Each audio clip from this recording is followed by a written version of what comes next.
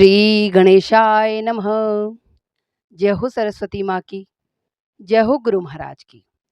श्रीमद् भागवत पुराण में से श्यमंतक मणि की कथा, जिसको सुनने से लगा हुआ झूठा कलंक मिट जाता है। एक सत्राजित नाम के राजा थे। उन्होंने सूर्य भगवान से श्यमंतक मणि प्राप्त की। सूर्य भगवान ने प्रसन्न होकर उन्हें वो मणि दी थी। तो जब सत्राजित उस मणि को गले में पहनकर निकलते तो ऐसा लगता था कि जैसे साक्षात सूर्य भगवान ही आ रहे हों। इतनी तेजस्वी वो मणि थी। तो एक बार सत्राजित किसी सभा में उस मणि को पहनकर गए, तो लग रहा था कि जैसे सूर्य भगवान ही साक्षात आ गए हों। उस सभा में श्री कृष्ण भगवान भी थे। जब सत्राजित ने उस मणि के विषय में बताया कि ये मणि बड़ी ही तेजस्वी है और एक दिन में 90 तोला सोना उगलती है, तो श्री कृष्ण भगवान ने कहा कि हे सत्राजित, इस मणि का आप क्या करेंगे? तो आप इसे राजकोष में जमा करा दीजिए। लेकिन सत्राजित ने मना कर दिया। तब श्री कृष्ण भगवान अपने घर चले गए, अपने महलों में चले गए और सत्राजित आराम से रहने लगे। लेकिन कुछ दिनों पश्चात सत्राजित का छोटा भाई प्रसेन उस मणि को गले में पहनकर शिकार खेलने निकल गया। तो जब शिकार खेलने गया तो एक शेर से उसका सामना हुआ और शेर उस प्रसेन को घसीटते हुए घने जंगल में ले गया और घने जंगल में ले जाने के पश्चात उसने उसकी तो मृत्यु कर दी, प्रसेन को खा लिया और उस मणि को वो काफ़ी दूर तक ले गया। कुछ दूर जाने के पश्चात जामवंत जी की एक गुफा थी, उसके बाहर ले जाके उस शेर ने उस मणि को डाल दिया और वहीं उनकी पुत्री जामवंती खेल रही थी। उस जामवंती ने उस मणि को उठाया और उसे खिलौना समझकर वो उससे खेलने लगी। जब सत्राजित को ये पता लगा कि मेरी मणि कहीं खो गई है और मुझे मिल नहीं रही है, तब उन्होंने सोचा कि श्री कृष्ण भगवान इस मणि के विषय में पूछ रहे थे और वो मुझे कह रहे थे कि इसे राजकोष में जमा करा दो, और मैंने मना कर दिया। तो हो ना हो उन्होंने ही इस मणि को चुरा लिया है। उन्होंने जब ऐसी बात आसपास के लोगों में कही, तो एक कान से दूसरे में, दूसरे से तीसरे में, ऐसे करते करते वो बात श्री कृष्ण भगवान तक पहुंची। जब श्री कृष्ण भगवान तक वो बात पहुंची, मणि को चुराने का कलंक उन पे लगा, तब उन्होंने उस कलंक को मिटाने के लिए अपने सैनिकों को साथ लिया और घने जंगल की ओर चल दिए। जब घने जंगल की ओर जाने लगे तो वहाँ उन्होंने शेर के खोज देखे।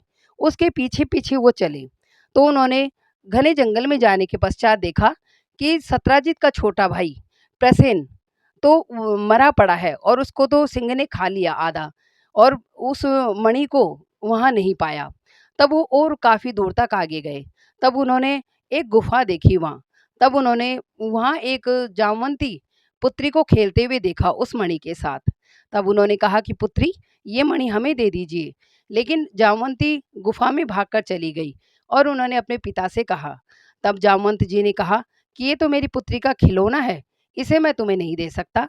श्री कृष्ण भगवान ने अनुनय विनय किया कि आप मुझे दे दीजिए, मुझ पे झूठा कलंक लगा है।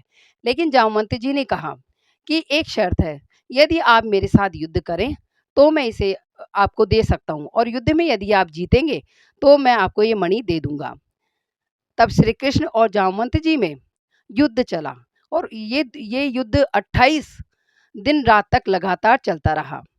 जब श्री कृष्ण भगवान की नस नस ढीली हो गई और जामवंत जी बड़े बलवान लगे, तब काफ़ी दिनों तक युद्ध होने के बाद भी जब युद्ध नहीं रुका, तब श्री कृष्ण भगवान ने उनको राम रूप में दर्शन दिए।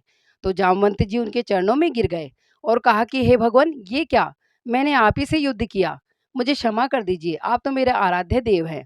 तब श्री कृष्ण भगवान ने कहा कि हे जामवंत जी, ये सब कुछ मेरी ही इच्छा से हुआ है, क्योंकि रामावतार में आप मुझसे युद्ध करना चाहते थे, आपकी इच्छा थी कि एक बार मैं आपसे युद्ध करूं। लेकिन उस समय तो स्वामी और सेवक के बीच में युद्ध नहीं हो सकता था, इसलिए मैंने आपको वरदान दिया था कि मैं द्वापर युग में आपकी इच्छा पूरी करूंगा।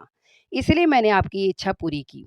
जामवंत जी ने खुश होकर वो मणि भी उनको दी, श्री कृष्ण भगवान को, और अपनी पुत्री जामवंती से भी उनका विवाह कर दिया। श्री कृष्ण भगवान वहां से मणि को लेकर आए और उन्होंने उस मणि को सत्राजित राजा को लाकर दिया और कहा कि ये मणि मैंने नहीं चुराई थी, ये आपके भाई प्रसेन लेकर गए थे और उसे सिंह ने खा लिया था। ये मणि आप लीजिए। जब सत्राजित को ये बात पता लगी तो उन्हें बड़ी शर्म महसूस हुई कि मैंने भगवान कृष्ण पे झूठा कलंक लगा दिया। इस तरह से भगवान श्री कृष्ण पे से झूठा कलंक मिटा। और तब सत्राजित ने प्रसन्न होकर वो मणि भी उनको दे दी श्री कृष्ण भगवान को, और अपनी पुत्री सत्यभामा का भी उन्होंने उनके साथ विवाह कर दिया। जय श्री कृष्ण।